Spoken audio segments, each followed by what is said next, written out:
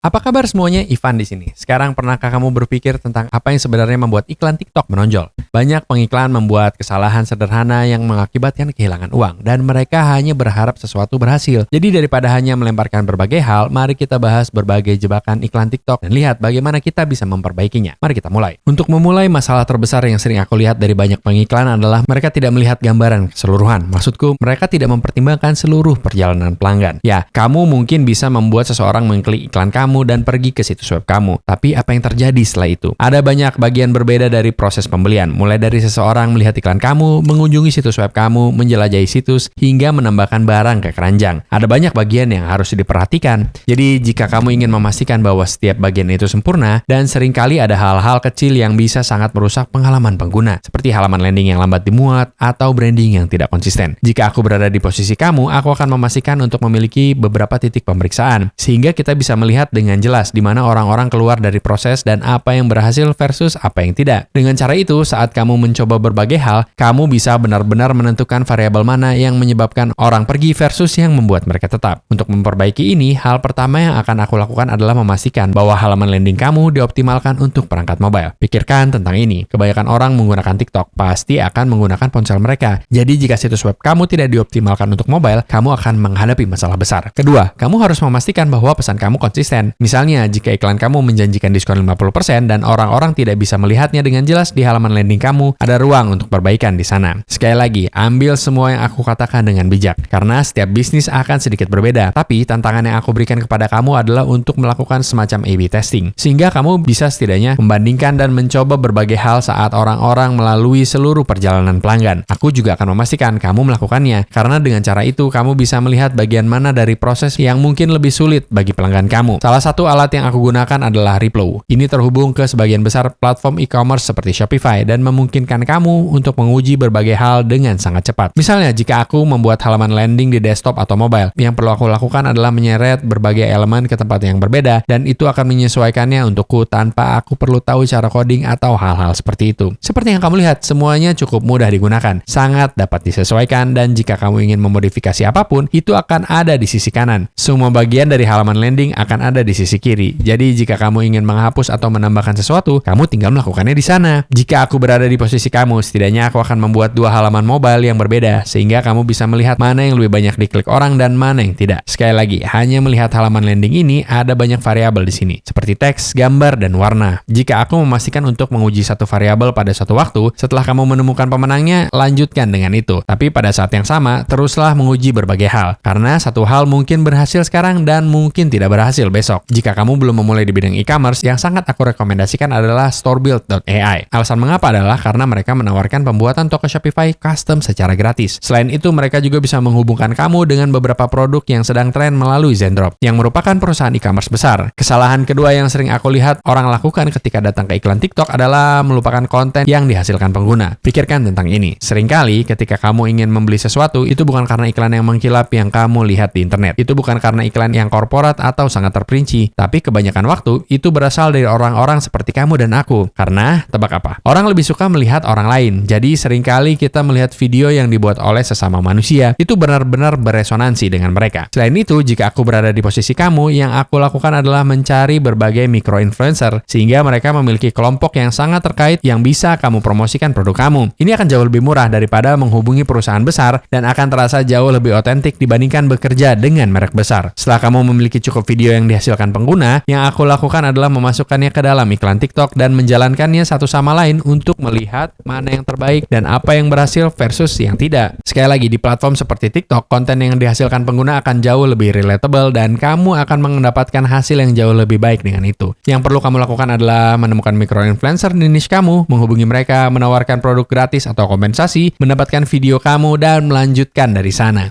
Kesalahan ketiga yang aku lihat banyak orang lakukan adalah tidak memanfaatkan AI secara maksimal. Mari kita jujur, AI sedang mengambil alih dengan cara yang menakutkan. Tapi selama kita memilikinya, kita sebaiknya memanfaatkannya. Meskipun saat ini mungkin tidak memberikan hasil akhir terbaik, itu akan memberikan kamu titik awal yang sangat baik. Dan dari sana, kamu bisa memodifikasi berbagai hal. Platform yang aku suka adalah Creatify, dan linknya akan ada di bawah di deskripsi. Alasan mengapa aku menyukainya adalah karena dengan satu URL sederhana, kamu bisa mendapatkan banyak video yang dibuat dengan berbagai suara atau gaya. ya, semuanya dibuat untukmu dan itu bisa memberikan kamu titik awal yang sangat baik. Mari aku tunjukkan contohnya. Ini adalah produk Amazon yang baru-baru ini aku suka, yaitu mesin es krim Ninja dari Amazon. Dan ini sangat luar biasa. Kamu harus mencobanya, terutama versi coklatnya. Sangat mudah untuk membuatnya. Yang perlu kamu lakukan adalah mengambil salah satu milkshake Fairlife yang coklat, tuangkan ke dalamnya, tambahkan sedikit gelatin, aduk, masukkan ke dalam freezer dan boom, itu akan menjadi seperti es krim. Jika kamu ingin menambahkannya sedikit, kamu juga bisa menambahkan berbagai coklat chip ke dalamnya. Kembali ke Creatify. Yang perlu kita lakukan adalah menekan link di bawah di deskripsi, menganalisis URL, dan dari sini platform telah menemukan konten di internet yang bisa kita gunakan untuk iklan. Kita bisa memodifikasi deskripsi produk ini serta menambahkan foto-foto yang mungkin kita miliki. Mari kita tekan berikutnya. Di sini kita bisa memilih platform untuk ini. Jadi mari kita pilih TikTok. Ini akan menjadi 9:16, durasi 30 detik dengan target audiens penggemar es krim. Selanjutnya, dari sini AI sebenarnya membantu kita dengan skrip. Ini adalah beberapa template yang bisa kita gunakan, seperti penawaran spesial untuk berbagai topik atau solusi masalah. Dan ada berbagai nada yang bisa kita gunakan, mulai dari inspiratif hingga motivasi Gen Z. Tapi jika kamu mau, kamu juga bisa menulis skrip kamu sendiri. Aku akan memilih produk ini, menyoroti salah satu nada dalam Gen Z, karena aku adalah Gen Z. Dan seperti yang kamu lihat, ini sebenarnya memodifikasi skrip sedikit, karena kosakata Gen Z akan sedikit berbeda dari generasi lainnya. Mari kita pilih itu dan tekan berikutnya. Dan avatar kita adalah Thomas. Dia terlihat seperti Gen Z dan boom. Di sini kita sudah memiliki banyak versi video yang sudah dibuat untuk kita. Jika aku mengkliknya, kita bisa melihat plat tinjau, melihat berbagai transkrip, melihat apa yang ditampilkan, dan jika kamu ingin mengedit lebih lanjut, yang perlu kamu lakukan adalah menekan edit, pergi ke editor, dan kamu bisa mengedit klip demi klip di sini. Mengedit teks yang ditampilkan di sini. Cara tampilannya, gambar yang berbeda, avatar, aksen, apapun yang ingin kamu edit, kamu bisa melakukannya sesuai kebutuhan. Dan itulah yang aku temukan sangat berguna tentang alat ini. Karena semuanya ada di satu tempat. Jika kamu tidak perlu berpindah dari satu hal ke hal lainnya, sekali lagi, ini cukup sederhana. Kamu tidak perlu tahu pengetahuan teknis. Yang perlu kamu lakukan hanyalah drag and drop di sini, dan alat ini akan melakukannya untukmu. Jika kamu ingin menghapus klip tertentu, yang perlu kamu lakukan hanyalah memilihnya, hapus, dan boom, itu hilang. Kamu mengerti maksudku? Sangat dapat disesuaikan, dan setelah kamu siap untuk melanjutkan, yang perlu kamu lakukan hanyalah menekan render video, dan boom, itu akan siap untuk kita. Akan ada sinkronisasi suara dan semuanya. Jadi ini akan dalam waktu nyata dan terdengar sangat baik. Meskipun mungkin tidak memberikan hasil yang tepat yang kamu cari segera, ini akan memberikan kamu titik awal yang sangat baik untuk memulai dan membangun di atasnya. Yang akan sangat besar ketika kamu ingin melakukan A/B testing atau mencoba berbagai hal. Aku ingat di masa lalu, aku harus melakukan semua hal itu secara manual dan kamu tidak percaya betapa lamanya setiap video itu. Seperti jika kamu ingin membuat perubahan kecil, kamu harus masuk ke Adobe Premiere dan itu akan memakan waktu. Jadi kamu harus melakukannya dengan cara lama. Platform Creatify membuatnya jauh lebih mudah untuk kamu. Sekarang, ini membawa kita ke posisi yang baik untuk kesalahan keempat yang banyak orang buat, yaitu terlalu tergantung pada tren daripada membangun nilai merek. Ini maksudku. Seringkali ketika orang melihat tren, mereka melihat jumlah tampilan dan komentar kan. Mereka hanya ingin ikut karena itu memberikan banyak dopamin dan membuat mereka merasa baik. Itu memberikan metrik vanity ketika orang berinteraksi dengan konten kamu. Tapi seringkali itu tidak benar-benar berkontribusi pada penjualan. Ya, orang mengklik video kamu, orang berkomentar, tapi itu sebenarnya tidak membangun merek yang kamu inginkan. Tentu jika produk kamu cocok dengan tren tersebut, silahkan gunakan. Tetapi aku tidak akan membuat setiap postingan kamu berfokus pada tren. Meskipun itu bisa mendapatkan lebih banyak tampilan daripada yang lain. Seringkali itu bisa merugikan merek kamu karena kamu tidak benar-benar membangun identitas merek. Tetapi jika kamu fokus pada merek kamu dan apa yang kamu perjuangkan, itu bisa sangat berarti. Ingatlah bahwa tren sebaiknya digunakan untuk memperkuat pesan kamu, bukan untuk menggantikannya. Sekarang hal terakhir yang ingin aku tekankan adalah bahwa banyak orang tidak memanfaatkan iklan Spark secara maksimal. Sekarang biarkan aku memberitahu kamu. Iklan Spark adalah seperti cheat code yang absolut saat ini. Selain itu, iklan ini muncul di feed kamu dan mengumpulkan semua tampilan untuk identitas merek. Itu juga membantu kamu dengan pertumbuhan sepanjang jalan. Banyak kali ketika aku melihat iklan, aku langsung mengklik keluar. Tetapi dengan iklan Spark, mereka membuatnya jauh lebih baik. Ini terasa jauh lebih otentik dan merupakan senjata rahasia yang banyak orang tidak gunakan. Jadi, apa yang akan aku lakukan adalah melihat beberapa postingan kamu yang telah mendapatkan banyak perhatian, baik itu komentar, interaksi, atau tampilan. Ambil salah satu dari itu dan gunakan untuk inisiatif iklan Spark kamu. Ini tidak hanya membantu kamu menggandakan identitas merek kamu, tapi pada saat yang sama membantu kamu memaksimalkan beberapa konversi. Nah, itu dia. Seperti yang kamu lihat, sukses di iklan TikTok lebih dari sekedar membuat video yang mencolok dan bergantung pada tren. Dengan melakukan perubahan kecil ini, bisa sangat berarti bagi audiens kamu. Dan aku jamin mereka akan menyadarinya. Mungkin secara tidak langsung, tapi dalam jangka waktu yang lebih lama, hasil akan terakumulasi. Jika kamu ingin mencoba menjalankan iklan TikTok untuk dirimu sendiri atau platform lain yang kita bicarakan, link untuk itu akan ada di bawah di deskripsi. Dan ingat, ada video lain di channel ini yang akan mengajarkan kamu persis apa yang yang harus dilakukan dan bagaimana menjalankan iklan langkah demi langkah sebagai pemula. Jadi jangan lupa untuk memeriksanya juga. Jika kamu merasa mendapatkan nilai dari video ini, pastikan untuk memberi like dan subscribe untuk lebih banyak video seperti ini, karena itu sangat membantu mendukung channel ini. Sampai jumpa, peace.